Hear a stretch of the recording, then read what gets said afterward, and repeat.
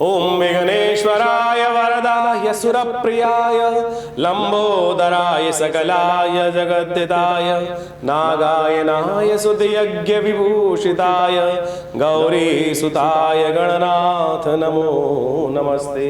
या श्री स्वयं सुखितिनां भवनेश्वलक्ष्मी पापात्मनां कृतिदयां हृदये सुबुद्धि श्रद्धा सदां कुलजन प्रभवस्य लज्जा तां त्वां नतास्म परिपालय देवी विश्वम्। नमस्कार, स्वागत है आपका आचार्य वाणी में। मैं आचार्य डॉक्टर विक्रमादित्य आपके साथ हूँ। आज का विषय हमारा है कि धनु राशि वालों के लिए ग्रह नक्षत्रों का योग किस प्रकार का बन रहा है। 7 तारीख की हम बात करें, बड़ा अद्भुत दिवस है, शनिवार और चतुर्थी का योग बन रहा है। गणेश चतुर्थी बड़े सुंदर तरीके से बनी हुई है और इन दिनों शनि महाराज भी आपकी राशि के अनुसार से बड़े सुंदर हैं, पुरुषार्थ वाले स्थान में बैठे हैं, लेकिन वक्री हैं। यदि गणेश चतुर्थी के दिन गणेश जी का आशीर्वाद ले लिया जाए तो ये भी बढ़िया हो जाएंगे आपके, क्योंकि शनि का संबंध गणेश जी के साथ भी बहुत विचित्र प्रकार से है। तो ऐसे गणेश जी का विशेष तौर पर कहा जाता है कि शनि के कारण ही गणेश जी पर इस प्रकार का गर्दन पे जो आघात हुआ, जो भगवान का स्वरूप बदलना पड़ा, शनि की दृष्टि के कारण ही बनना पड़ा था। और शनि बड़े उस बारे में चिंतित रहते हैं।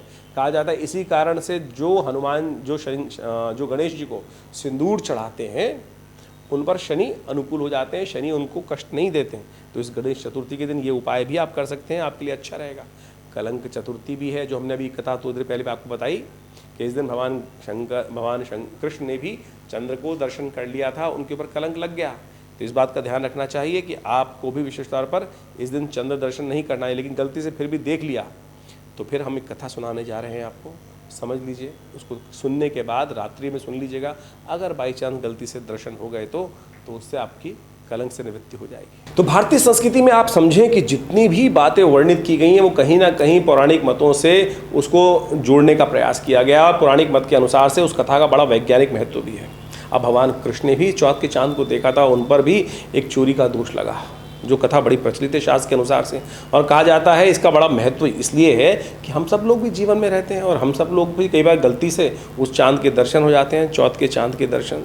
शास्त्र कहता है कि चौथ का चांद बिल्कुल किसी बुद्धिमान व्यक्ति को हमेशा त्यागना चाहिए, नहीं तो अननेसेसरी जीवन में कलंक लगने के अवसर बन जाते हैं। जैसा हमने कहा, भगवान कृष्ण ने भी दर्शन किया और वो भी नहीं बच पाए उस कलंक से।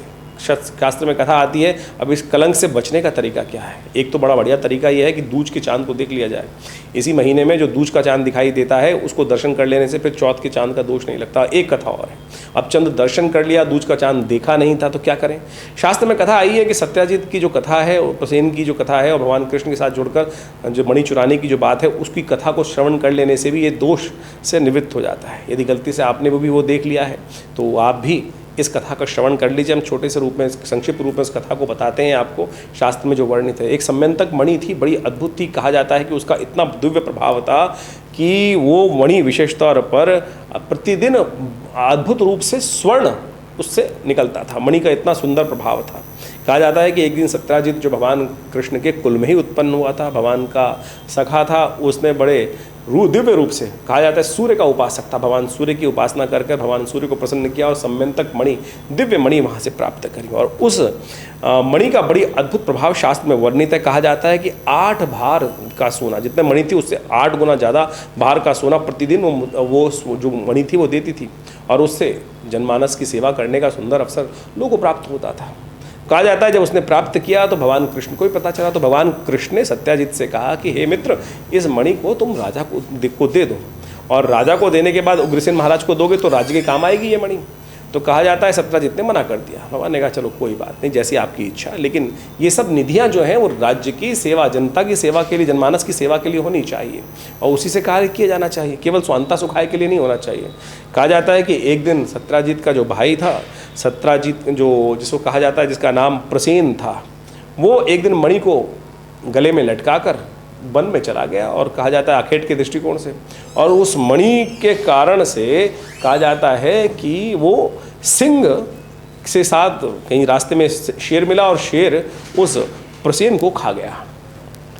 और कई दिन तक जब प्रसेन नहीं आया तो सत्याजित ने पूरे राज्य में इस बात को कहा कि भगवान कृष्ण ने वो मणि चुरा ली है।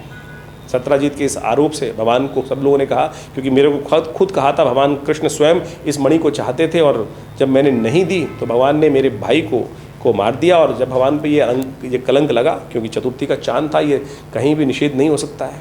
आपके जीवन में भी कई बार घटना घट जाती है, आपने कुछ किया नहीं है, फिर भी इस प्रकार की कुछ ना कुछ योग बन जाते हैं कि जो आपने कहीं ना कहीं गलती से कई बार चांद देख लेते हैं। तो ये तो उसमें उन सब कलंकों में से एक प्रभाव है, तो उस पर आपकी मिथ्या दोषारोपण हो जाता है। भगवान कृष्ण वन में जाते हैं, देखते हैं क्या क्या हुआ, जहाँ जहाँ वो सत्राजित के पैरों के चिन्ह थे उसको ढूंढते हुए वहाँ उस जगह पर पहुँचते हैं और देखते हैं वहाँ पास में ही एक सिंह मरा हुआ है, और पास में देखते हैं कि एक गुफा भी है और वहाँ पर प्रकाश आ रहा है और वहीं भालू के बच्चे खेल रहे हैं।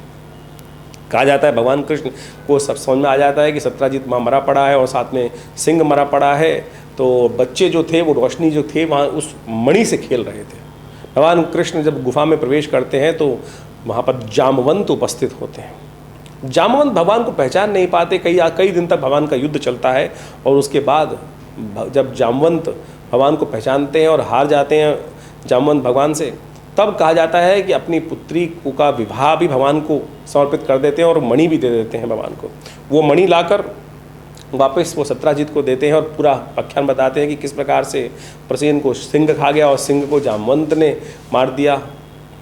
जिस प्रकार से सत्राजित को पूरी बात समझ में आती है और वो फिर इस प्रकार की कथा है। कहा जाता है इस कथा का श्रवण कर लेने से इस पूरे जो मिथ्या दोष लगने के योग बन जाते हैं वो दोष नहीं लगता। लेकिन सबसे बड़ी बात यह है कि हम चांद को देखें ही ना, उसे बचने के, इसलिए भारतीय संस्कृति में इस दिन को पत्थर चौथ भी कहा जाता है। पुराने ज़माने में तो कथा व्यवस्था ऐसी बताई जाती हैं, हमारे पिताजी के द्वारा ये बताया जाता था, बहुत पुरानी कथा भी, इस दिन लोग पत्थर मारते थे शाम के समय पे बाहर, जिससे कोई निकले ही ना।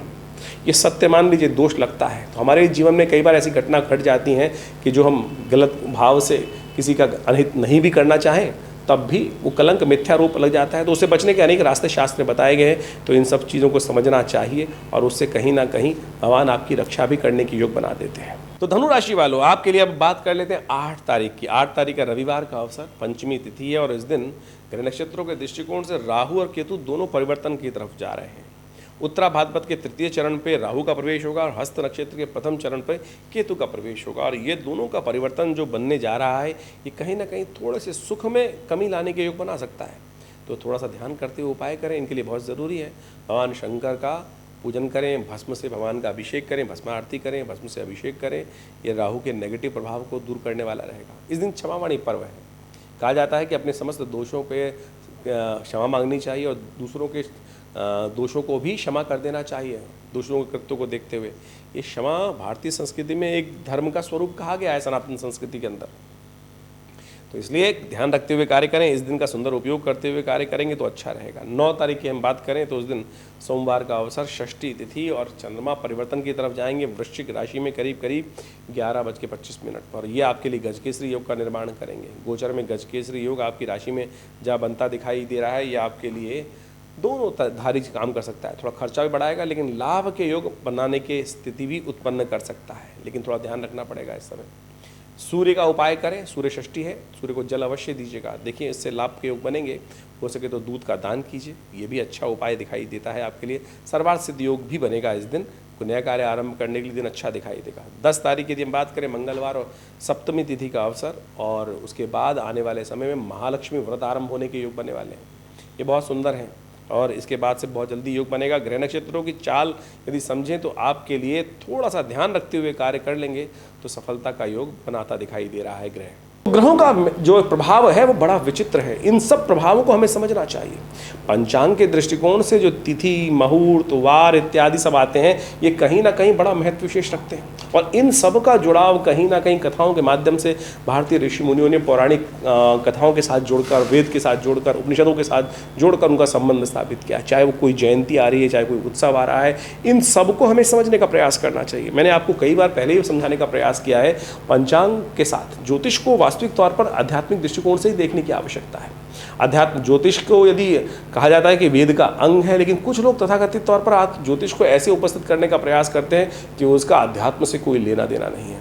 समस्त ज्योतिष के ग्रह नक्षत्रों की जो कथाओं के रूप में हमारे शास्त्रों में वर्णन किया गया पुराणों इत्यादि में, वो मुझको और आपको समझाने के लिए ही किया जा रहा है। और इन कथाओं के माध्यम से हमें जीवन के रहस्य समझ में आते हैं और साथ साथ वो उसका निवारण करने का मार्ग भी मिलता है। जो प्राचीन कालों में, प्राकालों में जो स्थितियाँ घटनी, ग्रह नक्षत्रों के योग बने, उससे जो संकट उत्पन्न हुए, जैसे इस एपिसोड के अंदर हमने आपको विशेष तौर पर बताया कि जिस प्रकार से भगवान कृष्ण पर मणि चुराने का आरोप लग गया था और कैसे उससे उन्होंने बचा, और कैसे मैं और आप अपने जीवन के कष्टों को दूर कर सकते हैं। तो इन सब उपायों को हमें समझने का प्रयास करना चाहिए और उसके लिए पुराणों को अध्ययन, शास्त्रों का अध्ययन बहुत आवश्यक है। हमने प्रयास किया है कि अपने इस चैनल के माध्यम से हम आपके साथ भारतीय संस्कृति का परम वैज्ञानिक स्वरूप उपस्थित कर सकें और अनेक उपायों को हम पौराणिक मत से ही आपके समक्ष रखने का प्रयास करते हैं। जो शास्त्र में वर्णित उपाय है ना, वो ऐसे दिव्य हैं कि बड़ी आसानी से आप करेंगे तो आपको लाभ प्राप्त होगा। हम फंस जाते हैं पता नहीं कितने लाखों रुपए खर्च करने के चक्कर में। कोई आपको अंगूठी पहनाने के चक्कर में फंसा देता है, कोई कुछ और करने के चक्कर में फंसा देता है। तो प्रयास करें ज्योतिष को सरल रूप से अपने जीवन में उतारने का प्रयास करें, ज्योतिष बहुत सरल रूप से समझने का प्रयास करें। बहुत सारे लोग हम अपनी तरफ से सरलता के रूप में उपस्थित करने का प्रयास तो करते ही हैं, साथ साथ अध्यात्म को अपने साथ जोड़ें। देखिए पुरानी कहावत है, आए थे हरि भजन को ओटन लगे कपास।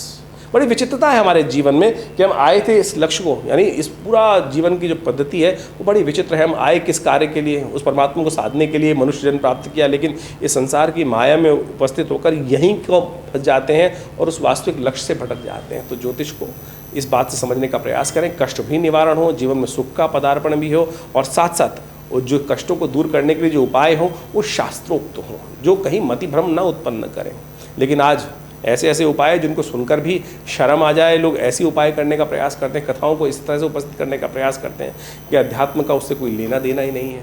तो हम अपने इस आश्रम के माध्यम से, अपने विवेकानंद योगाश्रम के माध्यम से आपके समक्ष इन ज्योतिष की विभिन्न विधाओं को आपके समक्ष उपस्थित करने का जो प्रयास करें, उन सबको आप समझेंगे तो अच्छा रहेगा। दिल्ली में विवेकानंद योगाश्रम के माध्यम से ये सब विभिन्न कार्यक्रम समय समय पर चलते रहते हैं और अभी आने वाले समय में महालक्ष्मी व्रत आरंभ हो रहे हैं। ये महालक्ष्मी व्रत अद्भुत हैं। उनको यदि जीवन में कोई चमत्कार देखना चाहता है तो इन महालक्ष्मी व्रतों को जो अगले हम अपने एपिसोड के माध्यम से आपके समक्ष रखेंगे, उन विधानों को समझकर यदि आपने महालक्ष्मी के उस व्रत को विधि रूप से कर मुख्य मंत्र जप करके कर लिया तो आप समझिएगा जीवन में अद्भुत रूप से कल्याण का अवसर, आपके कष्टों को दूर करने का सुंदर अवसर आपको प्राप्त हो सकता है।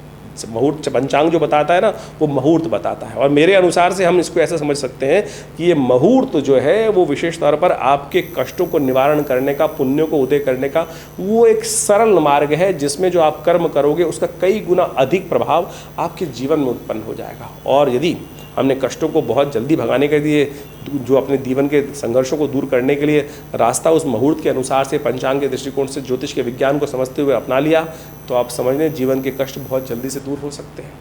बहुत जल्दी से कष्टों को दूर करने के लिए हम इस विधान को आपके समक्ष समय समय पर उपस्थित करते रहते हैं। और ये विवेकानंद योगाश्रम तो लगातार आप सबके लिए विभिन्न कार्य कर ही रहा है।